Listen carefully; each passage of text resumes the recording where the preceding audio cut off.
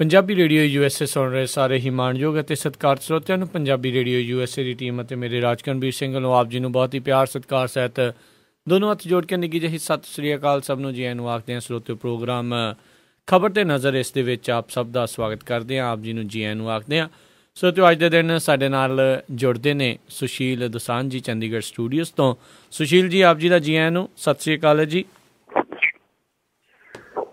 ਬਹੁਤ ਬਹੁਤ ਮਿਹਰਬਾਨੀ ਰਾਜਕਰਨਵੀਰ ਜੀ ਤੇ ਪੰਜਾਬੀ ਰੇਡੀਓ USA ਦੇ ਸਾਰੇ ਸਰੋਤਿਆਂ ਨੂੰ ਵੀ ਸੁਸ਼ੀਲ ਦੋਸਾਂਝ ਦੀ ਪਿਆਰ ਭਰੀ ਸਤਿ ਸ੍ਰੀ ਅਕਾਲ, ਆਦਾਬ, ਨਮਸਕਾਰ। ਪਿਆਰ ਸਰੋਤਿਓ, ਤੁਹਾਡੀ ਦੁਆ ਨਾਲ ਹੁਣ ਮੈਂ ਕਾਫੀ ਠੀਕ ਹਾਂ ਤੇ ਅੱਜ ਅਸੀਂ ਪ੍ਰੋਗਰਾਮ ਤੁਹਾਡੇ ਨਾਲ ਪੇਸ਼ ਕਰ ਰਹੇ ਹਾਂ। ਖਬਰ ਤੇ ਨਜ਼ਰ ਦੇ ਵਿੱਚ ਰੋਜ਼ ਸੁਣਦੀਆਂ ਖਬਰਾਂ ਤੋਂ ਥੋੜਾ ਹਟ ਕੇ ਅਸੀਂ ਉਹਨਾਂ ਹੀ ਖਬਰਾਂ ਦੇ ਅੰਦਰ ਤੇ ਅਜਿਹੇ ਸੱਚ ਨੂੰ ਬਾਹਰ ਲਿਆਉਣ ਦੀ ਕੋਸ਼ਿਸ਼ ਕਰਦੇ ਹਾਂ ਜਿਹੜਾ ਆਮ ਤੌਰ ਦੇ ਉੱਤੇ ਨਜ਼ਰ ਨਹੀਂ ਆਉਂਦਾ। ਸੋ ਇਸੇ ਕਰਕੇ ਇਸ ਪ੍ਰੋਗਰਾਮ ਦਾ ਨਾਮ ਖਬਰ ਤੇ ਨਜ਼ਰ ਹੈ। ਸੋ ਖਬਰ ਤੇ ਨਜ਼ਰ ਪ੍ਰੋਗਰਾਮ 'ਚ ਗੱਲਾਂ ਦਾ ਸਿਲਸਿਲਾ ਸ਼ੁਰੂ ਕਰਨਗੇ ਰਾਜਕਰਨਵੀਰ ਸਿੰਘ ਜੀ। ਪ੍ਰੋਗਰਾਮ ਸ਼ੁਰੂ ਕਰਨ ਤੋਂ ਪਹਿਲਾਂ ਸਾਡੇ ਅੱਜ ਦੇ ਪ੍ਰੋਗਰਾਮ ਖਬਰ ਤੇ ਨਜ਼ਰ ਉਹਨਾਂ ਦੇ ਸਪਾਂਸਰਸ ਦਾ ਧੰਨਵਾਦ ਕਰਨਾ ਚਾਹੁੰਦੇ ਹਾਂ। ਖਾਲਸਾ ਇੰਸ਼ੋਰੈਂਸ ਏਜੰਸੀ ਵਾਲੇ ਜੋ ਕਿ ਇਸ ਟਾਈਮ ਕੈਲੀਫੋਰਨੀਆ ਦੇ ਵਿੱਚ ਓਬਾਮਾ ਕੇਅਰ ਦੀਆਂ ਐਪਲੀਕੇਸ਼ਨਸ ਭਰ ਰਹੇ ਆ। ਵਧੇਰੇ ਜਾਣਕਾਰੀ ਲਈ ਤੁਸੀਂ ਇਹਨਾਂ ਨੂੰ ਕਾਲ ਕਰ ਸਕਦੇ ਹੋ 408-272-2500 408-272-2500। ਇਸ ਦੇ ਨਾਲ ਕਰਮਪਾਲ ਸਿੰਘ ਜੀ, ਜਸਜੀਤ ਕੌਰ ਜੀ ਕਲੋਵਿਸ ਤੋਂ, ਕੁਲਵੰਤ ਸਿੰਘ ਜੀ, ਨਵਿੰਦਰ ਕੌਰ ਜੀ ਨਿਊਯਾਰਕ ਤੋਂ, ਮੰਜ਼ਲ ਭਰਾ ਦਲੀਪ ਸਿੰਘ ਅਤੇ ਅਵਤਾਰ ਸਿੰਘ, ਰਜਿੰਦਰ ਕੌਰ ਸੈਨ ਹੋਜ਼ੇ ਤੋਂ ਅਤੇ ਰਜਿੰਦਰ ਕੁਮਾਰ ਜੀ ਫਰੈਜ਼ਨੋ ਤੋਂ। ਅਸੀਂ ਇਹਨਾਂ ਸਾਰਿਆਂ ਦਾ ਬਹੁਤ ਬਹੁਤ ਧੰਨਵਾਦ ਕਰਦੇ ਹਾਂ। ਜੇ ਤੁਸੀਂ ਇਸ ਪ੍ਰੋਗਰਾਮ ਨੂੰ ਸਪਾਂਸਰ ਕਰਨਾ ਚਾਹੁੰਦੇ ਹੋ ਜਾਂ ਹੋਰ ਜਾਣਕਾਰੀ ਪ੍ਰਾਪਤ ਕਰਨਾ ਚਾਹੁੰਦੇ ਹੋ ਉਸ ਦੇ ਲਈ ਸੰਪਰਕ ਕਰ ਸਕਦੇ ਹੋ ਨੰਬਰ 408-272-5200 408-272-5200 ਦੇ ਉੱਤੇ।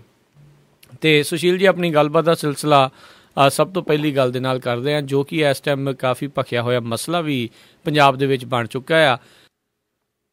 ਤਰਨਤਾਰਨ ਦੇ ਲਾਗੇ ਪਿੰਡ ਜੋਧਪੁਰ ਦੇ ਵਿੱਚ ਪੁਲਿਸ ਵਾਲਿਆਂ ਦੇ ਵੱਲੋਂ ਜਿਹੜੀ ਆ ਗੋਲੀ ਜਿਹੜੀ ਆ ਚਲਾਈ ਗਈ ਜਿਸ ਦੇ ਵਿੱਚ ਕਈ ਲੋਕ ਜਿਹੜੇ ਆ ਜ਼ਖਮੀ ਹੋਏ ਆ। ਕੀ ਰਿਹਾ ਇਸ ਪੂਰੀ ਖਬਰ ਦੇ ਪਿੱਛੇ? ਦੇਖੋ, ਨੂਰਮਹਿਲੀਆਂ ਤੇ ਸਿੱਖ ਜਥੇਬੰਦੀਆਂ ਦੇ ਕਾਰਕੁਨਾਂ 'ਚ ਟਕਰਾਅ ਹੋਇਆ ਪਿੰਡ ਜੋਧਪੁਰ ਤਰਨਤਾਰਨ ਤੋਂ ਕੋਈ 4 ਕਿਲੋਮੀਟਰ ਦੂਰ ਹੈ। ਕੁੱਲ ਮਿਲਾ ਕੇ ਇਹਦੇ 'ਚ ਖਬਰ ਦੇ ਮੁਤਾਬਕ 30 ਵਿਅਕਤੀ ਜ਼ਖਮੀ ਹੈ, ਜਿਹਦੇ ਵਿੱਚੋਂ 20 ਦੇ ਕਰੀਬ ਜਿਹੜੇ ਆ ਉਹ ਸਿੱਖ ਜਥੇਬੰਦੀਆਂ ਦੇ ਕਾਰਕੁਨ ਹੈ ਤੇ 10 ਜਿਹੜੇ ਆ ਉਹ ਨੂਰਮਹਿਲੀ ਸ਼ਰਧਾਲੂ ਹੈ। ਅਸਲ ਦੇ ਵਿੱਚ ਸਤਸੰਗ ਕਰਦੇ ਨੇ, ਚਾਹੇ ਉਹ ਡੇਰਾ ਸੱਚਾ ਵਾਲਾ ਹੋਵੇ ਚਾਹੇ ਇਹ ਨੂਰਮਹਿਲੀ ਹੈ। ਇਹਨਾਂ ਦੀ ਆਪਣੀ ਡੇਰੇ ਦੀ ਇੱਕ ਪਰੰਪਰਾ ਜਿਹਦੇ ਮੁਤਾਬਕ ਕਿ ਮਹੀਨਾਵਾਰ ਕਿਸੇ ਘਰ 'ਚ ਜਾ ਕੇ ਕਿਸੇ ਪਿੰਡ ਦੇ ਵਿੱਚ ਕਿਸੇ ਆਪਣੇ ਇੱਕ ਪ੍ਰੇਮੀ ਦੇ ਜਾਂ ਆਪਣੇ ਸ਼ਰਧਾਲੂ ਦੇ ਘਰ ਸਤਸੰਗ ਕਰਦੇ ਆ। ਤੇ ਟਕਰਾਅ ਇਸ ਕਰਕੇ ਹੈ ਕਿ ਸਿੱਖ ਜਥੇਬੰਦੀਆਂ ਸਮਝਦੀ ਹੈ ਕਿ ਇਹ ਕਿਸਮ ਦਾ ਪਖੰਡਵਾਦ ਹੈ ਤੇ ਇਹ ਜਿਹੜਾ ਖਾਸ ਤੌਰ ਦੇ ਉੱਤੇ ਸਿੱਖ ਕਮਿਊਨਿਟੀ ਹੈ, ਸਿੱਖ ਭਾਈਚਾਰਾ ਹੈ, ਉਹਦੇ 'ਚ ਇੱਕ ਕਿਸਮ ਦੀ ਘੁਸਪੈਠ ਹੈ। ਇਹਦੇ ਪਿੱਛੇ ਇੱਕ ਗੱਲ ਮੈਂ ਇਹ ਵੀ ਕਹਿਣਾ ਚਾਹੁੰਦਾ ਕਿ ਜਿਹੜੇ ਡੇਰੇ ਹੈ ਅੱਜ ਤੁਸੀਂ ਨਵੀਂ ਸਿਚੁਏਸ਼ਨ ਜਦੋਂ ਤੁਸੀਂ ਦੇਖ ਰਹੇ ਹੋ ਤੇ ਤੁਹਾਨੂੰ ਫੀਲਿੰਗ ਆਏਗੀ ਕਿ ਡੇਰੇ ਜਿਹੜੇ ਹੈ ਇਹਨਾਂ ਦੇ ਪਿੱਛੇ RSS ਦੀ ਵਿਚਾਰਧਾਰਾ ਕੰਮ ਕਰਦੀ ਹੈ ਜੀ।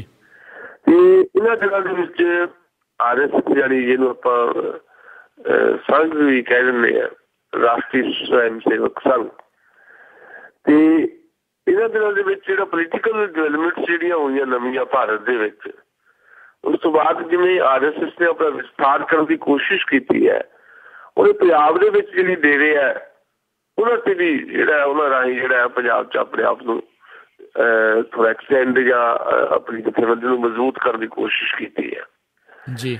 ਇਹ ਇੱਕ ਵੱਖਰਾ ਇਸ਼ੂ ਵੀ ਇਹਦੇ ਤੇ ਵੱਖਰੇ ਤੌਰ ਤੇ ਚਰਚਾ ਅਸੀਂ ਥੋੜ੍ਹੀ ਬਹੁਤ ਸ਼ਾਇਦ ਅੱਗੇ ਵੀ ਕੀਤੀ ਹੈ, ਆਉਣ ਵਾਲੇ ਸਮੇਂ ਦੇ ਵਿੱਚ ਵੀ ਕਰਾਂਗੇ।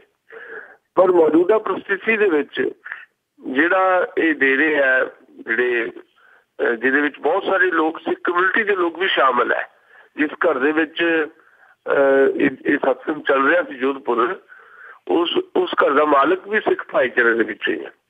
ਹੁਣ ਵੱਡਾ ਸਵਾਲ ਇਹ ਪੈਦਾ ਹੁੰਦਾ ਇੱਥੇ ਵੀ ਇੱਕ ਸਿੱਖ ਭਾਈਚਾਰੇ ਦਾ ਵਿਅਕਤੀ ਜਾਂ ਪਰਿਵਾਰ ਜਿਹਦੀ ਆਸਥਾ ਗੁਰੂ 'ਚ ਹੋਣੀ ਚਾਹੀਦੀ ਹੈ, ਆਪਣੇ ਗੁਰੂ 'ਚ ਸ਼੍ਰੀ ਗੁਰੂ ਗ੍ਰੰਥ ਸਾਹਿਬ 'ਚ ਹੋਣੀ ਚਾਹੀਦੀ ਹੈ, ਉਹ ਆਪਣੇ ਆਸਥਾ ਦੇ ਅਸਲੀ ਕੇਂਦਰ ਤੋਂ ਬਾਹਰ ਆ ਕੇ ਕਿਸੇ ਨਾਮ ਨਿਹਾਲ ਡੇਰੇ ਵੱਲ ਕਿਉਂ ਆਕਰਸ਼ਿਤ ਹੁੰਦਾ? ਇਹ ਹੈ ਵੱਡਾ ਸਵਾਲ। ਜਿਹੜੀ ਘਟਨਾ ਆ, ਘਟਨਾ ਤੇ ਉੱਤੇ ਤਾਂ ਅਸੀਂ ਸਧਾਰਨ ਟਿੱਪਣੀ ਕਰ ਸਕਦੇ ਹਾਂ। ਇਹ ਘਟਨਾ ਤੁਹਾਨੂੰ ਦੱਸਤੀ, ਖਬਰਾਂ 'ਚ ਵੀ ਸੁਣ ਲਓਗੇ। ਘਟਨਾ ਦੇ ਸਾਲ ਤੱਕ ਦੇ ਵਿੱਚੋਂ ਜਿਹੜੀ ਸਭ ਤੋਂ ਵੱਡੀ ਫੀਲਡ ਤਾਂ ਇਹ ਨਿਕਲਦੀ ਹੈ ਵੀ ਪੁਲਿਸ ਉੱਥੇ ਜਿਹੜੀ ਮੂਕ ਦਰਸ਼ਕ ਬਣੀ ਹੋਈ ਸੀ। ਤੇ ਜੇ ਕਿਸੇ ਦੇ ਘਰ ਚਰਚਾ ਹੋ ਰਹੀ ਹੈ, ਇੱਕ ਡੇਰਾ ਕਰ ਰਿਹਾ ਚਰਚਾ, ਤੇ ਕੋਈ ਉਹਨੂੰ ਰੋਕਣ ਆ ਰਿਹਾ, ਤੇ ਜਿਹੜਾ ਕਾਨੂੰਨ ਦਾ ਜਿਹੜਾ ਇੱਕ ਜ਼ਮਾਨ ਦਾ ਅਮਨ ਕਾਨੂੰਨ ਦੀ ਸਥਿਤੀ ਜਿਹਨੇ ਕਾਇਮ ਰੱਖਣੀ ਹੈ, ਜਿਹੜਾ ਲੋਕਲ ਪ੍ਰਸ਼ਾਸਨ ਜਿਹੜਾ ਆ, ਉਹ ਫਿਰ ਕਿੱਥੇ ਸੀ? ਤੇ ਖਬਰ ਦੇ ਮੁਤਾਬਕ ਤਾਂ ਇਹ ਹੈ ਵੀ ਪੁਲਿਸ ਉੱਥੇ ਮੌਜੂਦ ਸੀ। ਪੁਲਿਸ ਦੀ ਮੌਜੂਦਗੀ ਦੇ ਵਿੱਚ ਸਾਰਾ ਕੁਝ ਹੋਇਆ। ਤੇ ਉੱਥੇ ਗੋਲੀ ਚੱਲਣ ਵਾਲਾ ਜਿਹੜਾ ਮਾਮਲਾ, ਉਹ ਡੇਰੇ ਨੂਰ ਮਹਿਲ ਡੇਰੇ ਦੇ ਜਿਹੜੇ ਸ਼ਰਧਾਲੂ ਆ, ਜਿਹੜੇ ਸਤਸੰਗ ਕਰ ਰਹੇ ਸੀ, ਉਹਨਾਂ ਨੂੰ ਜਿਹੜੀ ਗੌਰਮੈਂਟ ਦੀ ਸਿਕਿਉਰਿਟੀ ਮਿਲੀ ਹੋਈ ਹੈ, ਪੁਲਿਸ ਦੀ ਸਿਕਿਉਰਿਟੀ, ਉਹ ਪੁਲਿਸ ਮੁਲਾਜ਼ਮਾਂ ਨੇ ਗੋਲੀਆਂ ਚਲਾਈਆਂ ਪਹਿਲਾਂ, ਜਿਹਦੇ ਨਾਲ ਜ਼ਿਆਦਾ ਨੁਕਸਾਨ ਹੋਇਆ। ਜਿਹੜੇ 20 ਦੇ ਕਰੀਬ ਲੋਕ ਜ਼ਖਮੀ ਹੋਏ, ਜਿਹਨਾਂ ਨੇ ਗੋਲੀ ਲੱਗਣ ਦਾ ਤੁਸੀਂ ਜ਼ਿਕਰ ਕਰ ਰਹੇ ਹੋ, ਪੁਲਿਸ ਦੀ ਗੋਲੀ ਨਾ ਹੋਏ। ਸਿੱਧਾ ਜਿਹੜਾ ਹਿੰਸਕ ਟਕਰਾਅ ਦੋਹਾਂ ਧੜਿਆਂ ਦੇ ਵਿੱਚ ਹੋਇਆ, ਉਹਦੇ 'ਚ ਵੀ ਲੋਕ ਜ਼ਖਮੀ ਹੋਏ, ਤਲਵਾਰਾਂ ਚੱਲੀਆਂ, ਡਾਂਗਾ ਚੱਲੀਆਂ, ਪਰ ਜ਼ਿਆਦਾ ਨੁਕਸਾਨ ਪੁਲਿਸ ਦੀ ਗੋਲੀ ਦਾ ਹੋਇਆ। ਜਿਹੜੀ ਉਹ ਪੁਲਿਸ ਜਿਹੜੀ ਉੱਥੇ ਮੁੱਖ ਦਰਸ਼ਕ ਬੜੀ ਖੜੀ ਸੀ, ਉਹਨੇ ਨਹੀਂ ਕੋਈ ਵੀ ਕਾਰਵਾਈ ਕੀਤੀ। ਬਾਅਦ ਵਿੱਚ ਜਦੋਂ ਪੁਲਿਸ ਦੀਆਂ ਧਾਰਾਂ ਬਾਕੀ ਸਾਰੇ ਪਾਸੋਂ ਆ ਗਈਆਂ, ਤਾਂ ਪੁਲਿਸ ਨੇ ਥੋੜਾ ਬਹੁਤ ਵੀ ਦਖਲ ਦੇ ਕੇ ਉਹ ਸ਼ਾਂਤ ਮਾਮਲਾ ਕਰਾਇਆ। ਲੇਕਿਨ ਜਿਹਨਾਂ ਨੇ ਗੋਲੀ ਚਲਾਈ ਹੈ, ਉਹ ਪੁਲਿਸ ਦੀ ਸਿਕਿਉਰਿਟੀ ਮਿਲੀ ਹੋਈ ਸੀ ਨੂਰ ਮਹਿਲੀਆਂ ਨੂੰ। ਔਰ ਜਿਹੜੀ ਮੈਂ ਗੱਲ ਉਭਾਰਨੀ ਚਾਹੁੰਦਾ ਇਹਦੇ ਵਿੱਚ, ਉਹ ਇਹ ਵੀ ਘਟਨਾ ਦੇ ਉੱਤੇ ਤਾਂ ਸਧਾਰਨ ਤੌਰ ਤੇ ਅਸੀਂ ਨਜ਼ਰ ਜਦੋਂ ਰੱਖ ਰਹੇ ਹਾਂ, ਤੁਸੀਂ ਦੇਖ ਰਹੇ ਹੋ ਵੀ ਉਹਦੇ ਫੀਲਰ ਕਿਹੜਾ ਹੈ। ਉਹਦੇ ਫੀਲਰ ਉੱਥੇ ਦੇ ਲੋਕਲ ਪ੍ਰਸ਼ਾਸਨ ਦਾ ਹੈ, ਪੁਲਿਸ ਦਾ ਹੈ। ਪੁਲਿਸ ਦੇ 2 ਮੁਲਾਜ਼ਮ ਜਿਹੜੇ ਸਿਕਿਉਰਿਟੀ ਵਜੋਂ ਜਿਹੜੇ ਹੈਗੇ ਨੂਰ ਮਹਿਲੀ ਨੂੰ, ਉਹ ਉੱਥੇ ਗੋਲੀ ਚਲਾਉਂਦੇ। ਪਰ ਜਿਹੜਾ ਅਸਲੀ ਮੁੱਦਾ ਇਹਦੇ 'ਚ ਹੋਣਾ ਚਾਹੀਦਾ, ਜਿਹੜੀ ਤਰਦੀ ਦੀ ਗੱਲ ਇਹੀ ਗੱਲ ਹੁੰਦੀ ਹੈ, ਅਸਲੀ ਮੁੱਦਾ ਇਹ ਹੈ ਵੀ ਸਿੱਖ ਭਾਈਚਾਰੇ ਦੇ ਵਿੱਚ ਆਸਥਾ ਜਿਹਨਾਂ ਦੀ ਹੋਣੀ ਚਾਹੀਦੀ ਹੈ, ਜੇ ਸਿੱਖ ਕਮਿਊਨਿਟੀ ਦੇ ਲੋਕ ਜਿਹੜੇ ਜਿਹਨਾਂ ਦੀ ਆਸਥਾ ਆਪਣੇ ਗੁਰੂ 'ਚ ਹੋਣੀ ਚਾਹੀਦੀ ਹੈ, ਸ਼੍ਰੀ ਗੁਰੂ ਗ੍ਰੰਥ ਸਾਹਿਬ 'ਚ ਹੋਣੀ ਚਾਹੀਦੀ ਹੈ, ਉਹ ਆਪਣੇ ਆਸਥਾ ਦੇ ਕੇਂਦਰ ਤੋਂ ਭਟਕ ਕੇ ਕੋਈ ਨਵਾਂ ਡੇਰਾ ਕਿਉਂ ਤਲਾਸ਼ ਕਰਦੇ ਆ? ਇਹ ਹੈ ਵੱਡਾ ਸਵਾਲ।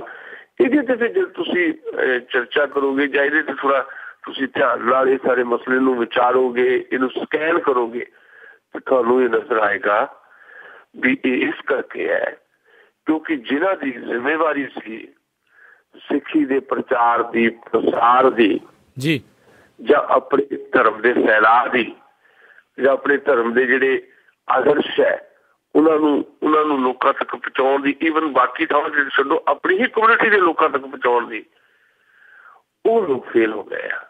ਉਹ ਆਪਣੀ ਜ਼ਿੰਮੇਵਾਰੀ ਤੋਂ ਭੱਜ ਗਏ ਆ, ਫੇਲ ਨਹੀਂ ਹੋਏ।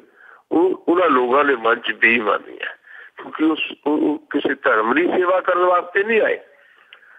ਉਹ ਧਰਮ ਦੇ ਉਪਾਸ਼ਕ ਨਹੀਂ ਹੈ, ਉਹ ਧਰਮ ਦੇ ਅਸਲ 'ਚ ਠੇਕੇਦਾਰ ਬਣ ਕੇ ਆਏ ਆ ਜੀ। ਸਭ ਤੋਂ ਵੱਡੀ ਫੇਲਿਅਰ ਇੱਥੇ ਸ਼੍ਰੋਮਣੀ ਗੁਰਦੁਆਰਾ ਪ੍ਰਬੰਧਕ ਕਮੇਟੀ ਦੀ। ਸਵਾਲ ਉਹਨੂੰ ਕਰਨਾ ਚਾਹੀਦਾ ਵੀ ਸ਼੍ਰੋਮਣੀ ਗੁਰਦੁਆਰਾ ਪ੍ਰਬੰਧਕ ਕਮੇਟੀ ਨੇ ਕਿੱਥੇ ਕਿੱਥੇ ਕੀ ਕਮੀਆਂ ਪੇਸ਼ੀਆਂ ਛੱਡੀਆਂ, ਜਿਹਦੇ ਕਰਕੇ ਸਿੱਖ ਧਰਮ 'ਚ ਆਸਥਾ ਰੱਖਣ ਵਾਲਾ ਬੰਦਾ ਵੀ ਕੋਈ ਸੱਚੇ ਸੌਦੇ ਦਾ ਪ੍ਰੇਮੀ ਹੋ ਜਾਂਦਾ ਹੈ, ਕੋਈ ਡੇਰੇ ਨੂਰ ਮਹਿਲੀਏ ਦਾ ਪ੍ਰੇਮੀ ਹੋ ਜਾਂਦਾ ਹੈ, ਕੋਈ ਭੀਵੇ ਵਾਲੇ ਦਾ ਪ੍ਰੇਮੀ ਹੋ ਜਾਂਦਾ ਹੈ।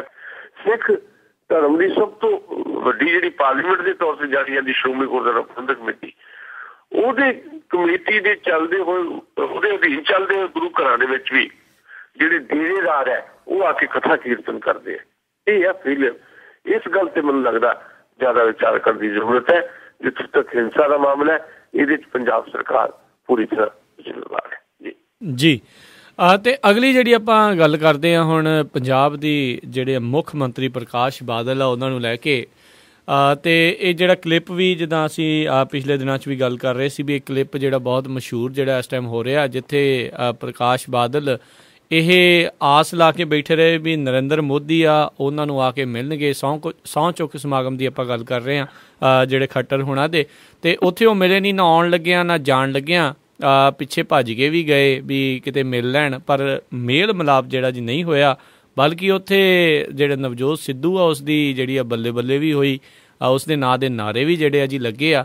ਸੋ ਇਹ ਪੂਰਾ ਸਮੀਕਰਨ ਆ ਜਿਹੜਾ ਕਿਸ ਤਰੀਕੇ ਨਾਲ ਜਿਹੜਾ ਜੀ ਬਣ ਰਿਹਾ ਆ, ਕੀ ਭਾਜਪਾ ਦਾ ਰੁਖ ਹੁਣ ਉਸ ਵੱਲ ਨੂੰ ਹੋ ਗਿਆ ਆ ਵੀ ਹੁਣ ਸ਼੍ਰੋਮਣੀ ਅਕਾਲੀ ਦਲ ਆ ਉਹਨਾਂ ਨੂੰ ਪਰੇ ਕਰਕੇ ਇਕੱਲੇ ਤੌਰ ਦੇ ਉੱਤੇ ਜਾਂ ਕੋਈ ਹੋਰ ਪਾਰਟੀ ਦੇ ਨਾਲ ਜੁੜ ਕੇ ਉਹ ਵਿਧਾਨ ਸਭਾ ਚੋਣਾਂ 'ਚ ਅੱਗੇ ਆਉਣਗੇ?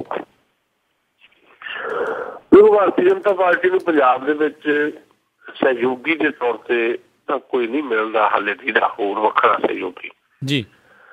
ਤੇ ਮੇਰੀ ਆਪਣੀ ਸਮਝ ਇਹ ਕੰਮ ਕਰਦੀ ਹੈ।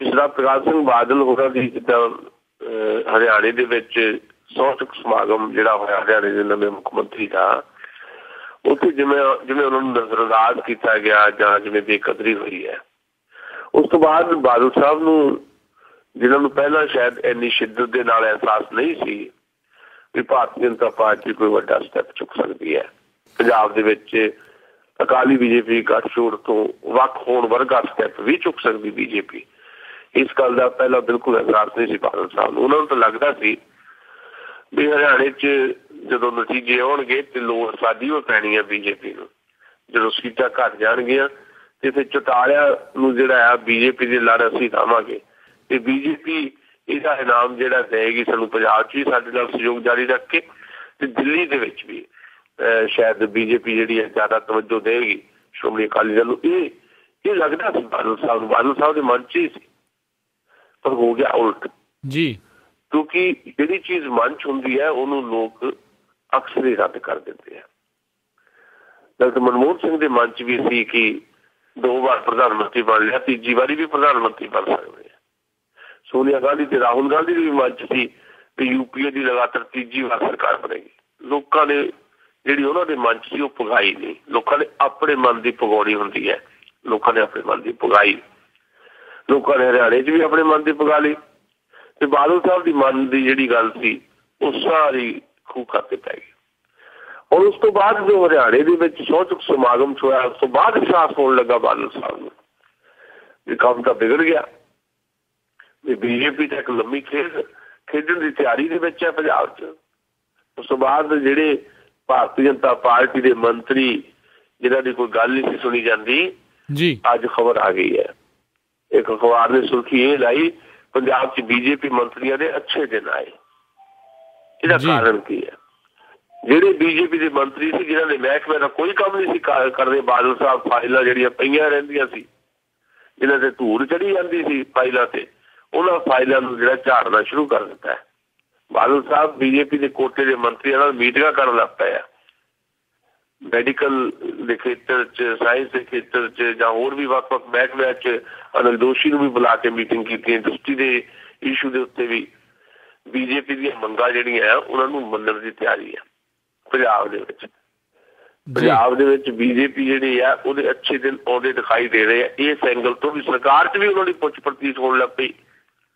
ਜੇ ਸਰਕਾਰ ਦੇ ਬੀਜੇਪੀ ਵਾਲੇ ਦੋਸ਼ ਲਾਉਂਦੇ ਰਹੇ ਕਿ ਦੇਖੋ ਜੀ ਸਰਕਾਰ ਜਿਹੜੀ ਆ ਸਾਡੀ ਆ ਪਰ ਸਾਡੀ ਉਹ ਸੁਣਦੀ ਨਹੀਂ, ਇਹਦਾ ਮਤਲਬ ਹੈ ਬਾਦਲ ਸਾਹਿਬ ਨੂੰ ਇਸ ਸ਼ਿੱਦਤ ਦੇ ਨਾਲ ਹੁਣ ਮਹਿਸੂਸ ਹੋਣਾ ਸ਼ੁਰੂ ਹੋ ਗਿਆ ਕਿ ਪੰਜਾਬ ਦੇ ਵਿੱਚ ਜੇ ਹੁਣ ਵੀ ਬੀਜੇਪੀ ਵਾਲਿਆਂ ਨਾਲ ਉਸੇ ਤਰ੍ਹਾਂ ਦਾ ਵਿਹਾਰ ਰੱਖਿਆ ਜਿਸ ਤਰ੍ਹਾਂ ਦਾ ਪਿਛਲੇ 7.5 ਸਾਲਾਂ ਤੋਂ ਹੈ ਤੇ ਬੀਜੇਪੀ ਬਹੁਤ ਹੀ ਦੇਰ ਨਹੀਂ ਰਹਿੰਦੀ ਸਰਕਾਰ 'ਚ, ਸਰਕਾਰ ਖਤਰੇ 'ਚ ਆ ਜਾਏਗੀ। ਇਸ ਕਰਕੇ ਬਾਦਲ ਸਾਹਿਬ ਦਾ ਰੁਖ ਬਦਲਿਆ। ਬੀਜੇਪੀ ਹਰਿਆਣੇ ਦੇ ਨਤੀਜੇ ਆਉਣ ਤੋਂ ਬਾਅਦ ਅਫੈਂਸਿਵ ਹੋ ਗਈ ਹੈ ਤੇ ਬਾਦਲ ਸਾਹਿਬ ਹੁਣ ਡਿਫੈਂਸਿਵ ਹੋ ਗਏ। ਸੁਖਬੀਰ ਸਿੰਘ ਬਾਦਲ ਦਾ ਬੋਲਦੇ ਹੀ ਨਹੀਂ, ਉਹਨਾਂ ਦਾ ਕਿਤੇ ਬਿਆਨ ਹੀ ਨਹੀਂ ਆ ਰਿਹਾ। ਸੋ ਸੁਖਬੀਰ ਸਿੰਘ ਬਾਦਲ ਨੇ ਤਾਂ ਡੋਰਾ ਛੱਡ ਦਿੱਤਾ ਵੱਡੇ ਬਾਦਲ ਸਾਹਿਬ ਕੋਲ, ਕਿਉਂਕਿ ਸੁਖਬੀਰ ਸਿੰਘ ਬਾਦਲ ਨੂੰ ਲੱਗਦਾ ਵੀ ਏਦਾਂ ਦੇ ਔਖੇ ਜਾਂ ਸੰਕਟ ਦੇ ਦਿਨਾਂ ਦੇ ਵਿੱਚ ਬਾਦਲ ਸਾਹਿਬ ਹੀ ਸਾਂਭ ਸਕਦੇ ਹੁੰਦੇ ਆ। ਹੁਣ ਬਾਦਲ ਸਾਹਿਬ ਕਿੰਨੀ ਕੁ ਦੇਰ ਸਾਂਭਣਗੇ ਇਹ ਵੱਡਾ ਸਵਾਲ ਹੈ।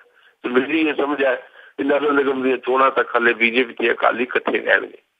ਨਗਰ ਨਿਗਮ ਦੀਆਂ ਚੋਣਾਂ 'ਚ ਬੀਜੇਪੀ ਜ਼ੋਰ ਪਾਏਗੀ ਕਿ ਸਾਨੂੰ ਜ਼ਿਆਦਾ ਸੀਟਾਂ ਦਿਓ। ਹੁਣ ਇਹ ਖਬਰ ਆ ਗਈ ਬਠਿੰਡਾ ਜਿਹੜਾ ਮਾਲਵਾ ਏਰੀਆ ਉੱਥੇ ਬੀਜੇਪੀ ਵਾਲੇ ਕਹਿੰਦੇ ਮੇਅਰ ਸਾਡਾ ਹੋਣਾ ਚਾਹੀਦਾ ਹੈ।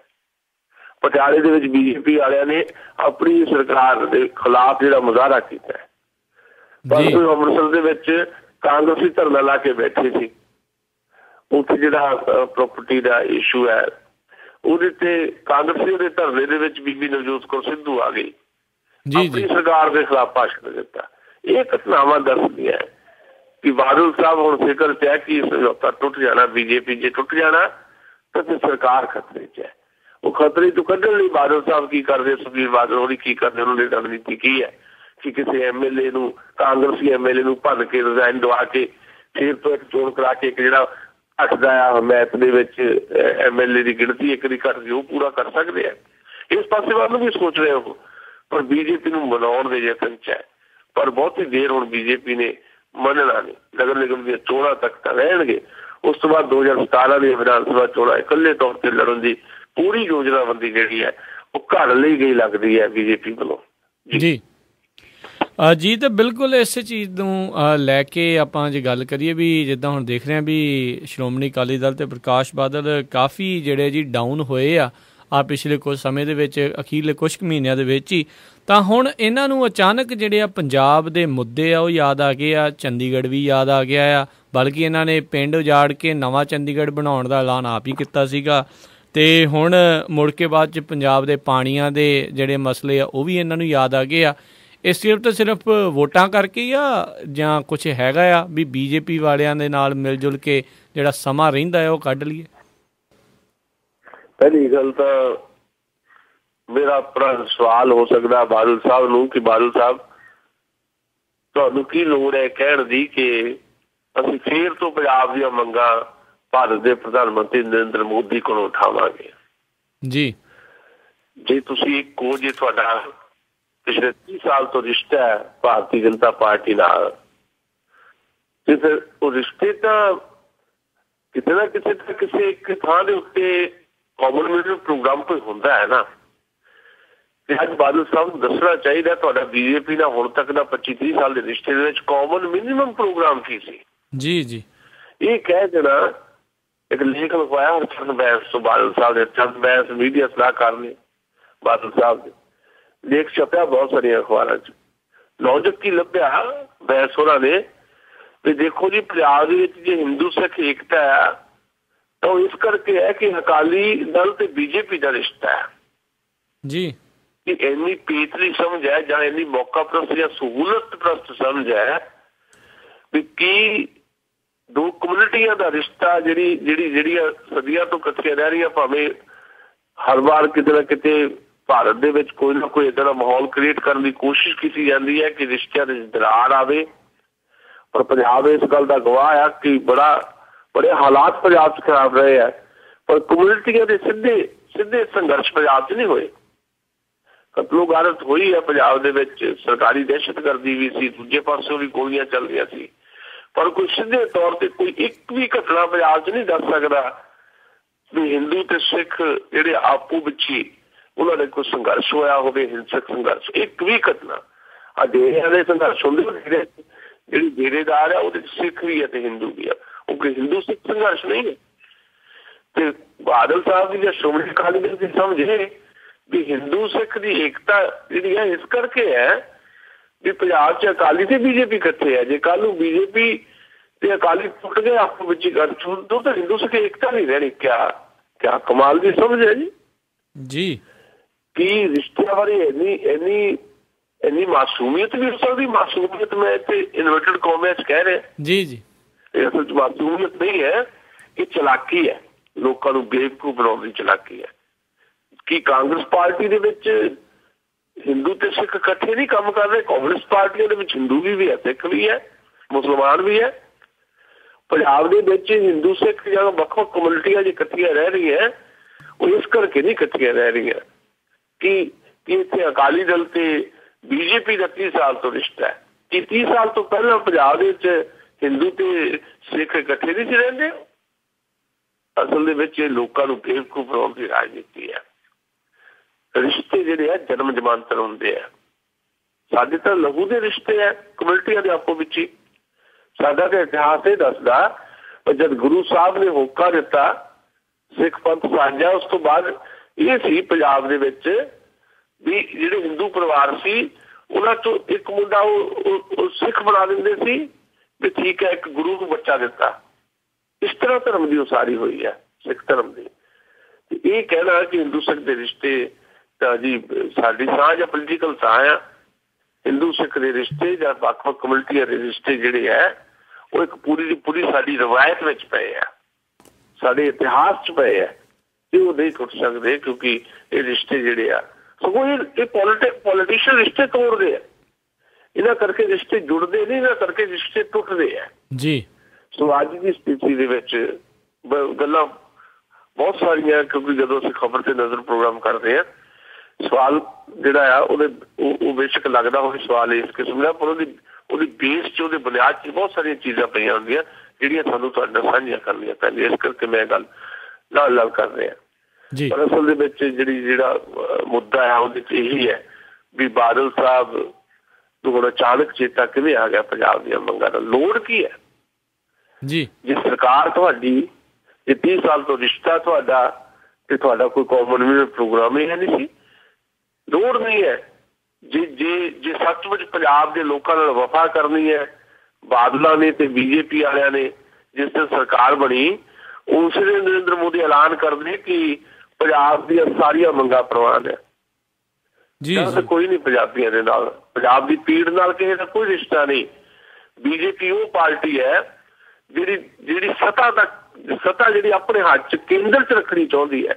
BJP ਦੀ ਵਿਚਾਰਧਾਰਾ ਹੈ ਕਿ ਤਾਕਤ ਕੇਂਦਰ ਕੋਲ ਹੋਵੇ ਤੇ ਸੂਬੇ ਨੂੰ ਕੀ ਦੇਵੇਗੀ। ਆ BJP ਵਾਲੇ ਪੰਜਾਬ ਵਾਲਿਆਂ ਨੇ ਜਿਹੜਾ ਡਰਾਮਾ ਕੀਤਾ, ਨਾਟਕ ਕੀਤਾ ਵੀ ਚੰਡੀਗੜ੍ਹ ਪੰਜਾਬ ਨੂੰ ਦਵਾਉਣ ਦੀ ਮੰਗ ਉਠਾਈ ਆ, ਉਹ ਸਿਰਫ ਨਾਟਕ ਹੈ।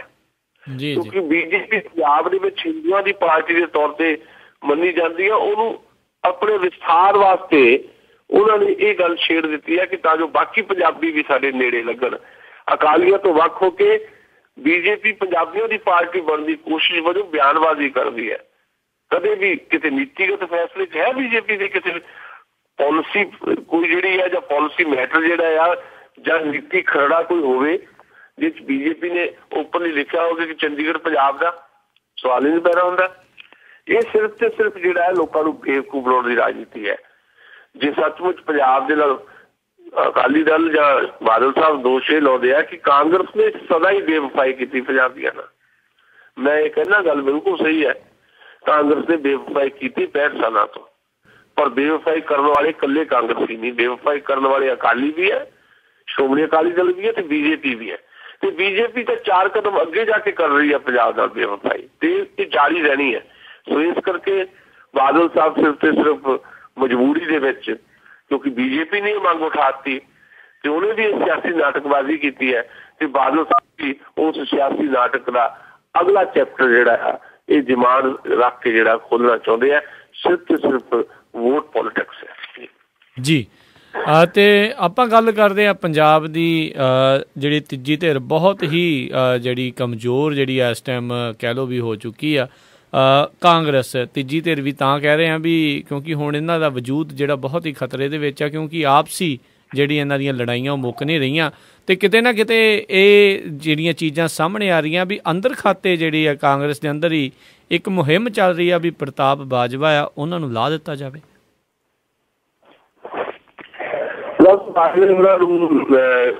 ਰਾਹੁਲ ਗਾਂਧੀ ਹੋਰਾਂ ਨੇ ਫੇਰ ਤੋਂ ਇੱਕ ਕਿਸਮ ਦਾ ਪੰਜਾਬ ਦੇ ਵਿੱਚ ਕਾਂਗਰਸ ਪਾਰਟੀ ਦੇ ਅੰਦਰ ਹੀ ਜਿਹੜਾ ਉਭਾਰਨ ਦੀ ਕੋਸ਼ਿਸ਼ ਕੀਤੀ ਸੀ ਪਿਛਲੇ ਦਿਨੀ ਜਦੋਂ ਆਏ ਸੀ ਜੀ, ਕਿਉਂਕਿ ਪ੍ਰਤਾਪ ਸਿੰਘ ਬਾਜਵਾ ਕਾਫੀ ਪਛੜ ਗਿਆ ਲੱਗਦੇ ਕੈਪਟਨ ਅਮਰਿੰਦਰ ਤੋਂ ਪੰਜਾਬ।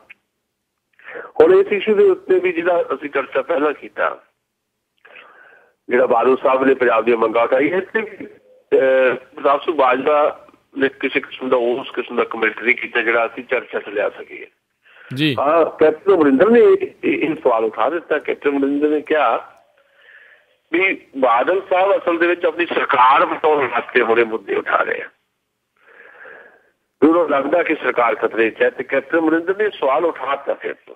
ਸੋ ਕੈਪਟਨ ਅਮਰਿੰਦਰ ਜਿਹੜੇ ਆ ਉਹ ਫੋਰ ਫਰੰਟ ਤੇ ਆ ਸਕਦੇ, ਤੇ ਉਹਨਾਂ ਦੇ ਥੱਲੇ ਜਿਹੜੇ ਹਮਾਇਤੀ ਆ ਉਹ ਦਸਤਕੀ ਮੁਹਿੰਮ ਚਲਾ ਰਹੇ ਆ ਬਾਜਵੇ ਦੇ ਖਿਲਾਫ। ਮੈਂ ਇਹ ਨਹੀਂ ਕਹਿੰਦਾ ਕਿ ਪ੍ਰਤਾਪ ਸਿੰਘ ਬਾਜਵਾ ਦੀ ਪ੍ਰਧਾਨਗੀ ਕੱਲ੍ਹ ਨੂੰ ਜਿਹੜੀ ਖੁੱਸ ਜਾਣੀ ਹੈ। ਮੈਂ ਇਹ ਕਹਿੰਦਾ ਕਿ ਨਗਰ ਨਿਗਮ ਚੋਣਾਂ ਤੱਕ ਪ੍ਰਤਾਪ ਸਿੰਘ ਬਾਜਵਾ ਪੰਜਾਬ ਕਾਂਗਰਸ ਦੇ ਪ੍ਰਧਾਨ ਰਹਿਣਗੇ, ਪਰ ਕੈਪਟਨ ਅਮਰਿੰਦਰ ਦਾ ਧੜਾ ਇੰਨਾ ਮਜ਼ਬੂਤ ਹੋ ਚੁੱਕਾ ਕਾਂਗਰਸ ਦੇ ਅੰਦਰ ਪੰਜਾਬ ਦੇ ਵਿੱਚ, ਤੇ ਨਗਰ ਨਿਗਮ ਦੀਆਂ ਚੋਣਾਂ ਤੋਂ ਬਾਅਦ ਇੱਕ ਵਾਰ ਫੇਰ ਵੱਡੀ ਮੁਹਿੰਮ ਅਸੀਂ ਦੇਖਾਂਗੇ ਪ੍ਰਤਾਪ ਸਿੰਘ ਬਾਜਵਾ ਦੇ ਖਿਲਾਫ ਕੈਪਟਨ ਅਮਰਿੰਦਰ ਦੀ। ਤੇ ਹਾਈਕਮਾਂਡ 2017 ਦੀ ਚੋਣਾਂ ਤੋਂ ਪਹਿਲਾਂ ਅਲਟੀਮੇਟਲੀ ਜਿਹੜੀ ਕਾਂਗਰਸ ਪਾਰਟੀ ਦੀ ਕਮਾਨ ਹੈ ਪੰਜਾਬ ਦੇ ਵਿੱਚ ਉਹ ਕੈਪਟਨ ਅਮਰਿੰਦਰ ਸਿੰਘ ਨੂੰ ਹੀ ਸੌਂਪਣੀ ਪੈਣੀ। ਇਸ ਤੋਂ ਬਿਨਾਂ ਹੁਣ ਗੁਜ਼ਾਰਾ ਨਹੀਂ, ਕਿਉਂਕਿ ਜਿਹੜੇ ਵੱਡੇ ਧੜੇ ਸੀ ਉਹ ਵੀ ਕੈਪਟਨ ਅਮਰਿੰਦਰ ਦੇ ਨਾਲ ਹੀ ਆ ਕੇ ਖੜੇ ਹੋ ਗਏ, ਚਾਹੇ ਉਹ ਬੀਬੀ ਰਜਿੰਦਰ ਕੌਰ ਭੱਠਲ ਹੈ, ਚਾਹੇ ਕੁਝ ਹੋਰ ਲੋਕ ਨੇ। ਪ੍ਰਤਾਪ ਸਿੰਘ ਬਾਜਵਾ ਇਕੱਲੇ ਪੈ ਗਏ ਆ। ਰਾਹੁਲ ਗਾਂਧੀ ਦੇ ਸੌ ਯਤਨ ਵੀ ਪ੍ਰਤਾਪ ਸਿੰਘ ਬਾਜਵਾ ਨੂੰ ਪੰਜਾਬ ਕਾਂਗਰਸ ਦੇ ਇੱਕ ਵਰਕਿੰਗ ਪ੍ਰਧਾਨ ਦੇ ਤੌਰ ਦੇ ਉੱਤੇ, ਕੰਮ ਕਰਨ ਵਾਲੇ ਪ੍ਰਧਾਨ ਦੇ ਤੌਰ ਦੇ ਉੱਤੇ ਸਥਾਪਿਤ ਸ਼ਾਇਦ ਨਾ ਕਰ ਸਕਣ। ਜੀ ਜੀ ਜੀ ਤੇ ਅਗਲੀ ਜਿਹੜੀ ਆਪਾਂ ਗੱਲ ਕਰਦੇ ਹਾਂ, ਕਾਲਾ ਧਨ, ਬਲੈਕ ਮਨੀ, ਜਿਸ ਦੀ ਚਰਚਾ ਖਾਸ ਕਰਕੇ ਚੋਣਾਂ ਦੇ ਦੌਰਾਨ ਬਹੁਤ ਜ਼ਿਆਦਾ ਹੋਈ। ਬਾਬਾ ਰਾਮਦੇਵ ਅਜੇ ਤੱਕ ਲੱਭੇ ਨਹੀਂ ਕਾਲਾ ਧਨ ਲੈਣ ਗਏ ਹੋਏ। ਅੰਨਾ ਹਜ਼ਾਰੇ ਵੀ ਗਾਇਬ ਨੇ, ਜੋ ਕਿ ਹਰ ਕੁਛ ਮਹੀਨਿਆਂ ਕੁ ਬਾਅਦ ਜਿਹੜੇ ਜੀ ਮਰਨ ਵਰਤ 'ਤੇ ਬਹਿ ਜਾਂਦੇ ਸੀ, ਉਹ ਵੀ ਗਾਇਬ ਨਜ਼ਰ ਆ ਰਹੇ ਨੇ। ਅਤੇ ਹੁਣ ਬਲੈਕ ਮਨੀ ਦੇ ਨਾਮ ਦੇ ਹੇਠਾਂ ਜਿਹੜਾ 8 ਨਾਮਾਂ ਦੀ ਜਿਹੜੇ ਆ ਉਹ ਦੱਸੇ ਨੇ ਸਰਕਾਰ ਨੇ, ਜਦ ਕਿ ਦੱਸਿਆ ਜਾ ਰਿਹਾ ਸੀਗਾ ਵੀ ਇਸ ਵਿੱਚ ਤਾਂ ਬਹੁਤ ਜ਼ਿਆਦਾ ਨਾਮ ਨੇ ਅਤੇ ਸਿਰਫ 8 ਨਾਮ ਆਏ ਆ ਅਤੇ ਉਹਨਾਂ ਦੇ ਵਿੱਚ ਕੋਈ ਵੀ ਸਿਆਸਤਦਾਨ ਨਹੀਂ। ਇਸ ਨਾਮ ਦੇ ਵਿੱਚ ਸਾਰੇ ਨੰਗੇ ਨੇ। ਜੇ ਭਾਰਤ ਦੀ ਸੁਪਰੀਮ ਕੋਰਟ ਨਾ ਹੋਵੇ ਨਾ, ਸੁਪਰੀਮ ਕੋਰਟ ਦੇ ਵਿੱਚ ਵੀ ਕੁਝ ਚੰਗੇ ਸਤਿਕਾਰਤ ਸਾਡੇ ਜੱਜ ਸਾਹਿਬਾਨ ਆ ਜਾਂਦੇ ਤਾਂ ਥੋੜ੍ਹਾ ਬਹੁਤ ਭਾਰਤ ਦਾ ਕੰਮ ਚੱਲਦਾ ਦਿਖਾਈ ਦੇ ਰਿਹਾ। ਨਹੀਂ ਤਾਂ ਮੇਰਾ ਕੋਈ ਯਕੀਨ ਨਹੀਂ ਹੈਗਾ ਰੱਬ ਦੇ ਵਿੱਚ। ਪਰ ਮੈਂ ਕਈ ਵਾਰੀ ਕਹਿਣਾ ਹੁੰਦਾ ਕਿ ਜੇ ਕੋਈ ਪੁੱਛੇ ਵੀ ਮੁਲਕ ਕਿੱਦਾਂ ਚੱਲਦਾ ਤੁਹਾਡਾ, ਤਾਂ ਮੈਂ ਇਹੀ ਜਵਾਬ ਦਿੰਦਾ ਬਸ ਰੱਬ ਦੇ ਆਸਰੇ ਹੀ ਚੱਲਦਾ ਹੈ ਜੀ। ਕਿਉਂਕਿ ਸਰਕਾਰਾਂ ਤਾਂ ਹੱਥ ਖੜੇ ਕਰ ਚੁੱਕੀਆਂ ਇੱਥੇ। ਸਰਕਾਰਾਂ ਤਾਂ ਕਿਸੇ ਵੀ ਖੇਤਰ ਦੇ ਵਿੱਚ, ਪਹਿਲੀ ਸਰਕਾਰ ਨੇ ਵੀ ਤੇ ਇਸ ਸਰਕਾਰ ਨੇ ਵੀ ਕਿਸੇ ਵੀ ਖੇਤਰ ਦੇ ਵਿੱਚ ਕੋਈ ਜ਼ਿੰਮਾ ਨਹੀਂ ਚੁੱਕਿਆ ਹੋਇਆ। ਆਹ ਥੋੜ੍ਹੇ ਦਿਨਾਂ ਦੀ ਗੱਲ ਹੈ, ਡੀਜ਼ਲ ਦੀਆਂ ਜਿਹੜੀਆਂ ਕੀਮਤਾਂ ਕੌਣ ਤੈਅ ਕਰੇ, ਉਹਦੇ ਤੋਂ ਵੀ ਜਿਹੜਾ ਸਰਕਾਰ ਨੇ ਹੱਥ ਪਿੱਛੇ ਖਿੱਚ ਲਿਆ। ਸਰਕਾਰ ਕਹਿੰਦੀ ਇਹ ਮਾਰਕੀਟ ਦੇ ਹਵਾਲੇ, ਮਾਰਕੀਟ ਤੈਅ ਕਰੇ, ਕੰਪਨੀਆਂ ਤੈਅ ਕਰਨ ਡੀਜ਼ਲ ਦੀ ਕੀਮਤ ਕੀ ਹੋਵੇ। ਤੇ ਸਰਕਾਰ ਕਾਹਦੇ ਲਈ ਬੈਠੀ ਹੈ? ਕੋਈ ਤਾਂ ਖੇਤਰ ਹੋਵੇ ਜਿਹਦੇ 'ਚ ਸਰਕਾਰ ਨੇ ਕੰਮ ਕਰਨਾ ਜੀ। ਔਰ ਜਿਹੜਾ ਬਲੈਕ ਮਨੀ ਵਾਲਾ ਇਸ਼ੂ ਆ, ਇਸ ਇਸ਼ੂ 'ਚ ਇਹ ਸਮਾਮ ਸਾਰੇ ਲੰਗੇ ਆ। ਥੋੜ੍ਹਾ ਬਹੁਤ ਫਰਕ ਹੋ ਸਕਦਾ ਜੀ। ਕਾਂਗਰਸ ਨੇ 65 ਸਾਲ ਰਾਜ ਕੀਤਾ ਤੇ ਹਕੂਮਤੀ ਲੋਕ ਜਿਹੜੇ ਆ ਜ਼ਿਆਦਾ ਕਰਪਟ ਹੁੰਦੇ ਆ। ਨੋ ਡਾਊਟ ਕਾਂਗਰਸ ਵਾਲੇ ਲੋਕ ਜ਼ਿਆਦਾ ਕਰਪਟ ਹੋਣਗੇ। ਜਿਹਨਾਂ ਨੂੰ ਜਿੰਨਾ ਜ਼ਿਆਦਾ ਰਾਜ ਕਰਨ ਦਾ ਮੌਕਾ ਮਿਲਦਾ ਉਨੇ ਕਰਪਟ ਹੋ ਜਾਂਦੇ ਉਹ। ਬੀਜੇਪੀ ਨੇ ਲੰਮਾ ਸਮਾਂ ਰਾਜ ਨਹੀਂ ਕੀਤਾ, ਉਹਨਾਂ ਦੇ ਲੋਕ ਘੱਟ ਕਰਪਟ ਹੈ। ਜਿਨ੍ਹਾਂ ਨੇ ਬਿਲਕੁਲ ਹੀ ਰਾਜ ਨਹੀਂ ਕੀਤਾ ਕਦੀ, ਨਾ ਕਿਸੇ ਸਟੇਟ ਦੇ ਵਿੱਚ ਨਾ ਦੇਸ਼ ਦੇ ਵਿੱਚ, ਉਹ ਲਗਭਗ 90% ਓਨੈਸਟ ਹੈ। ਕਿਉਂਕਿ ਅਸਲ 'ਚ ਸੱਤਾ ਕਰਪਸ਼ਨ ਦਾ ਕੇਂਦਰ ਹੈ। ਪੋਲੀਟੀਕਲ ਕਰਪਸ਼ਨ ਜਿਹੜੀ ਹੈ, ਜਿਹੜੀ ਓਵਰਆਲ ਕਰਪਸ਼ਨ ਹੈ ਨਾ ਜੀ, ਅਸਲ ਦੇ ਵਿੱਚ ਉਹਦੀ ਮਾਂ ਜਿਹੜੀ ਆ ਉਹ ਪੋਲੀਟੀਕਲ ਕਰਪਸ਼ਨ ਹੈ। ਪੋਲੀਟੀਕਲ ਕਰਪਸ਼ਨ ਜਿਹੜਾ ਉਹ ਸਾਡੇ ਸਿਸਟਮ ਦਾ ਪਾਰਟ ਹੈ। ਤੇ ਜਿਹੜੇ ਕੋਲ ਸੱਤਾ ਉਹ ਕਰਪਟ ਹੁੰਦਾ। ਤੁਸੀਂ ਸੱਤਾ, ਮੈਂ ਕਈ ਵਾਰ ਕਹਿੰਦਾ, ਤੁਸੀਂ ਸੱਤਾ ਦਾ ਜਿਹੜੀ ਸਭ ਤੋਂ ਪਹਿਲੀ ਇਕਾਈ ਹੈ, ਯੂਨਿਟ ਕਿਹੜਾ, ਉਹ ਸਾਡਾ ਪਰਿਵਾਰ ਹੈ। ਪਰਿਵਾਰ ਦੇ ਵਿੱਚ ਵੀ ਸਭ ਤੋਂ ਪ੍ਰਾਇਮਰੀ ਯੂਨਿਟ ਜਿਹੜਾ ਪਤੀ ਪਤਨੀ ਹੈ।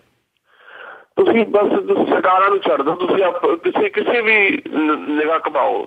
ਮੈਂ ਆਪਣੇ ਆਪ ਤੇ ਘੁਮਾ ਲੈਣਾ। ਮੰਨ ਲਓ ਹੁਣ ਤਾਂ ਮੇਰੇ 2 ਬੱਚੇ ਆ। ਮੰਨ ਲਓ ਮੈਂ ਤੇ ਪਤੀ ਪਤਨੀ ਆ, ਅਸੀਂ ਆਪੋ ਵਿੱਚ ਜੀਵਨ ਸਾਥੀ ਆ ਜੀ। ਘਰ ਦੇ ਡਿਸੀਜ਼ਨ ਕੌਣ ਲੈਂਦਾ? ਘਰ ਦੇ ਡਿਸੀਜ਼ਨ ਜੇ ਤਾਂ ਪਤਨੀ ਲੈ ਰਹੀ ਹੈ, ਫਿਰ ਪਤਨੀ ਕਿਤੇ ਨਾ ਕਰਪਟ ਤੋਂ ਭਾਵੇਂ ਨਹੀਂ ਕਿ ਹੋਰ ਤਰ੍ਹਾਂ ਕਿਰਦਾਰ ਦੇ ਤੌਰ ਤੇ ਕਰਪਟ ਹੈ। ਕਿਉਂਕਿ ਡਿਸੀਜ਼ਨ ਮੇਕਰ ਉਹ ਆ।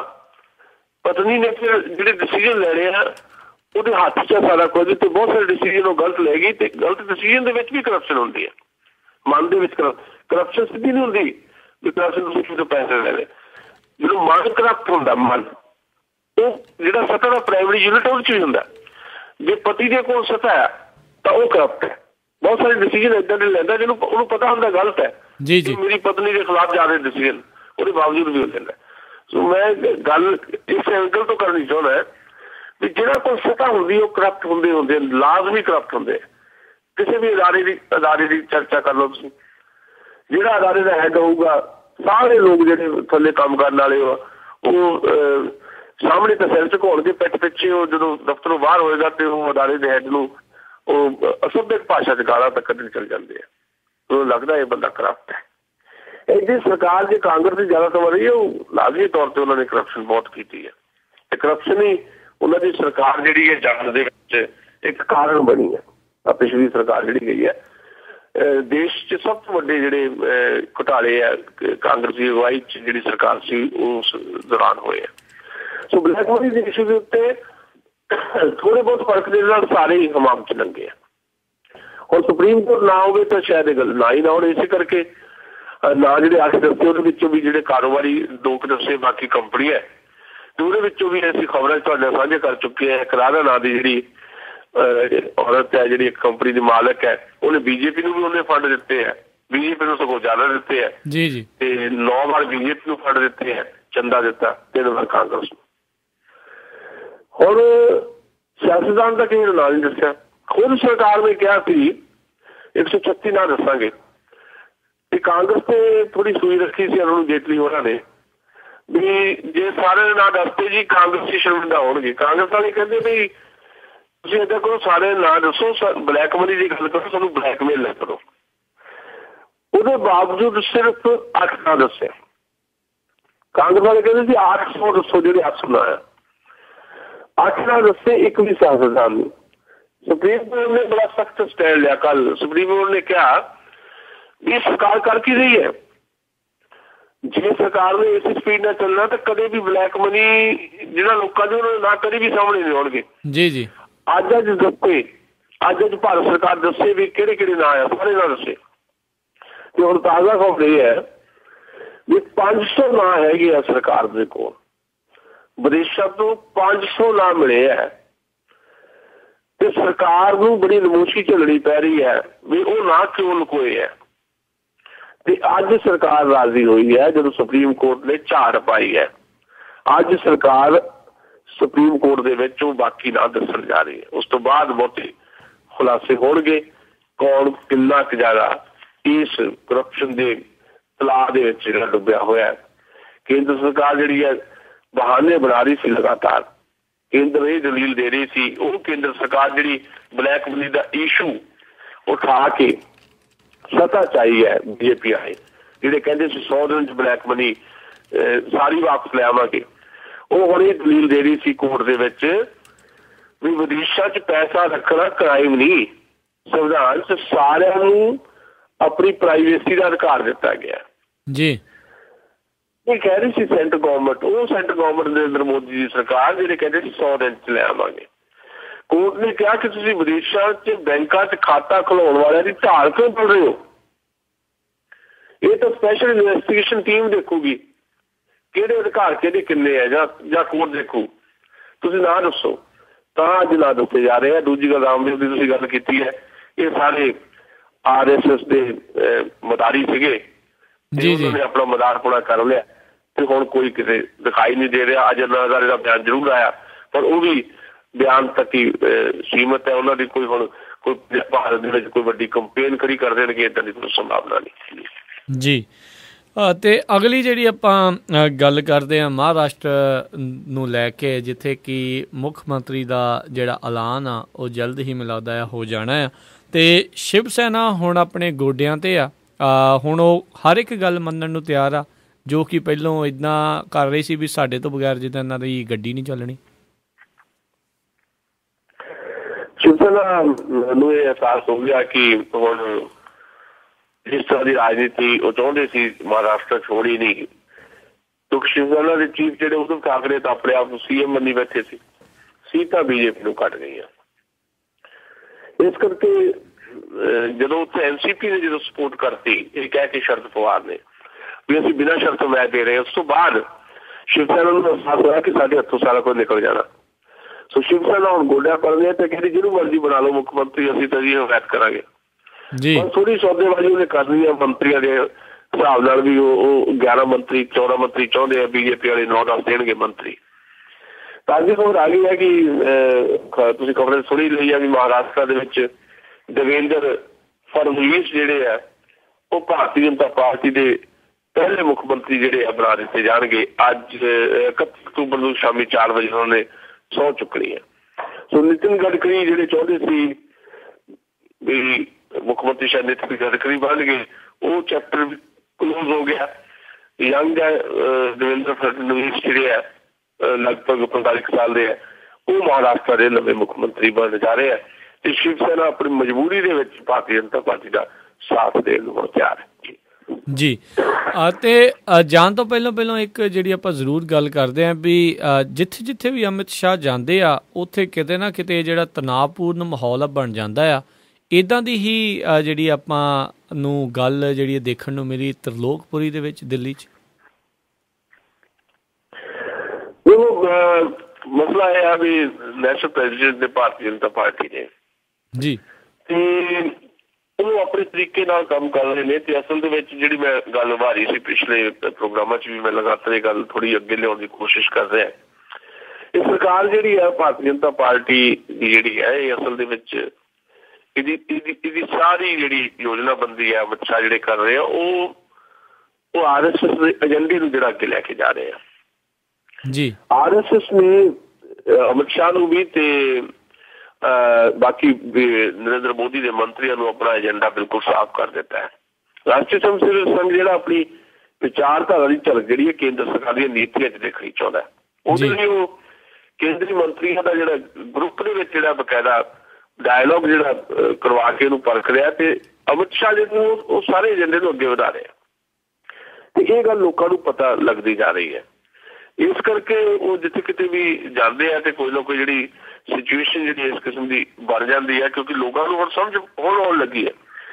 ਲੋਕ ਫੇਸ ਦੇਖਦੇ ਆ, ਲੋਕ ਚਿਹਰਾ ਦੇਖਦੇ ਆ। ਲੋਕਾਂ ਨੇ ਚਿਹਰਾ ਦੇਖਿਆ ਨਰਿੰਦਰ ਮੋਦੀ ਦਾ, ਵੋਟ ਕਰ ਦਿੱਤਾ ਨਰਿੰਦਰ ਮੋਦੀ ਨੂੰ।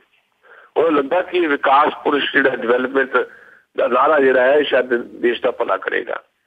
ਪਰ ਚਿਹਰੇ ਜਿਹੜੇ ਆ ਉਹ ਹੌਲੀ ਹੌਲੀ ਜਿਹੜੇ ਚਾਕ ਹੁੰਦੇ ਆ।